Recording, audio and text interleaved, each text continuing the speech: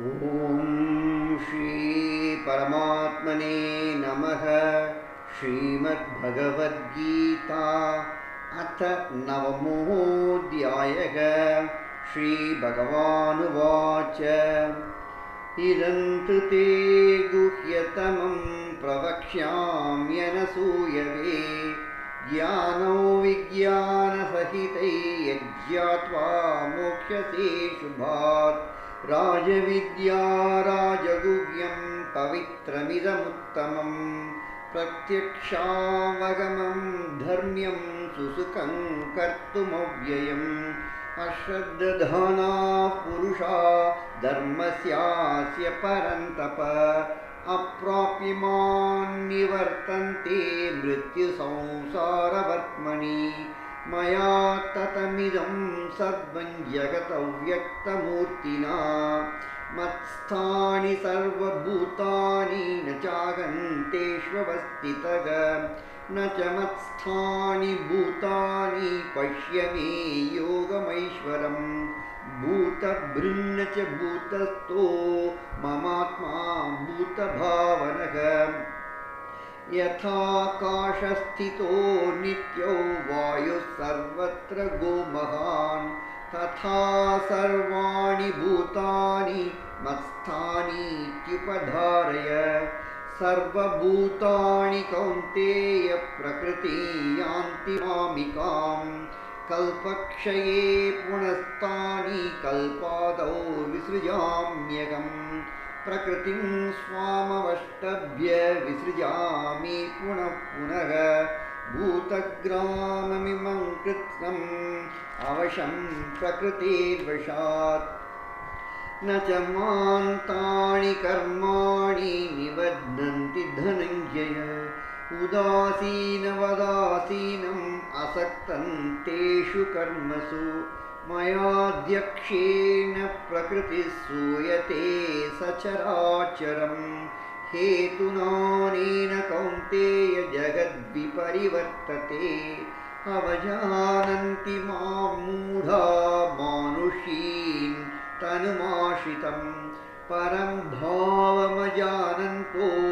मम भूतमहेश्वरम् मोघाशामोघकर्माणो मोहज्ञानाविचेतसः राक्षसीमान् सुरीं चैव प्रकृतिं मोहिनीं श्रिताः महात्मानस्तु मां पार्थ दैवीं प्रकृतिमाश्रिताः भजन्त्यनन्यमनसो ज्ञात्वा भूतादिमव्ययम् सततं कीर्तयन्तो मां यतन्तश्च दृढव्रताः नमस्यन्तश्च मां भक्त्या नित्ययुक्ता उपासते ज्ञानयज्ञेन चाप्यन्ये यजन्तो मामुपासते एकत्वेन पृथक्त्वेन बहुधा विश्वतो मुखम् अहं क्रतुरहं यज्ञस्वधाहमहमौषधम् मन्त्रोऽहमहमेवाज्यम् अहमग्निरहं हुतं पितागमस्य जगतो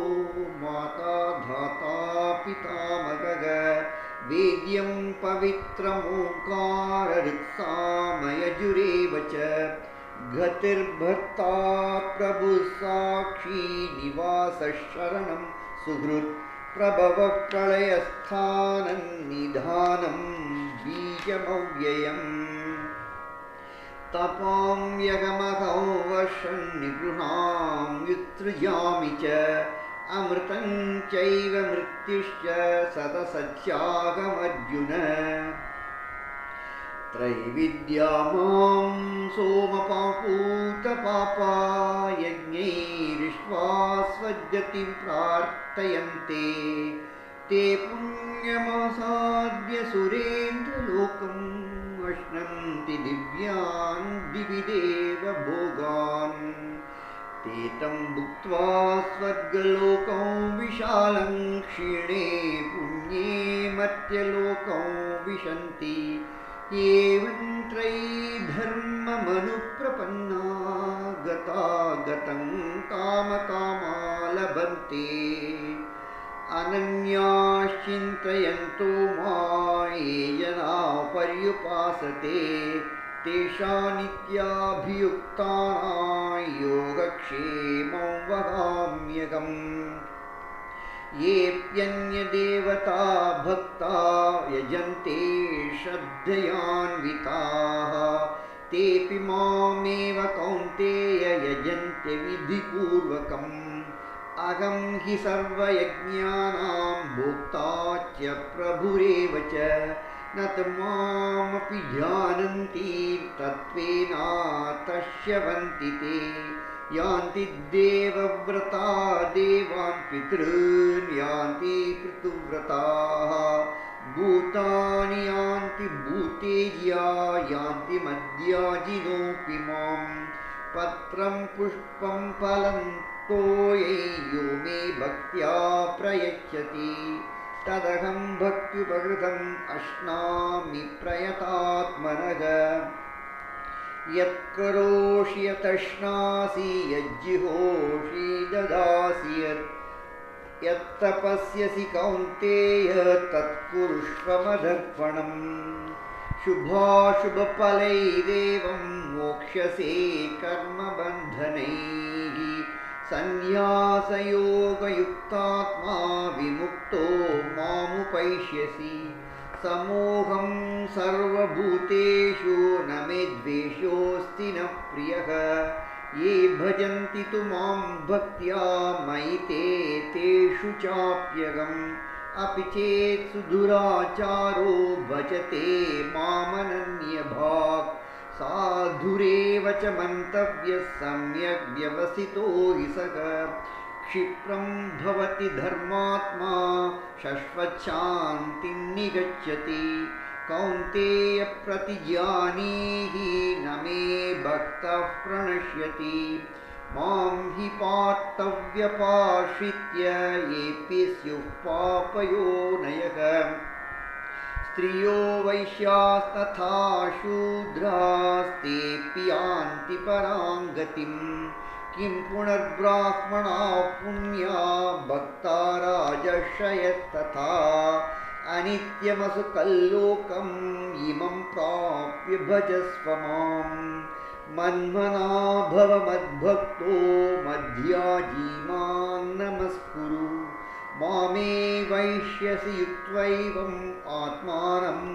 मत्परायणः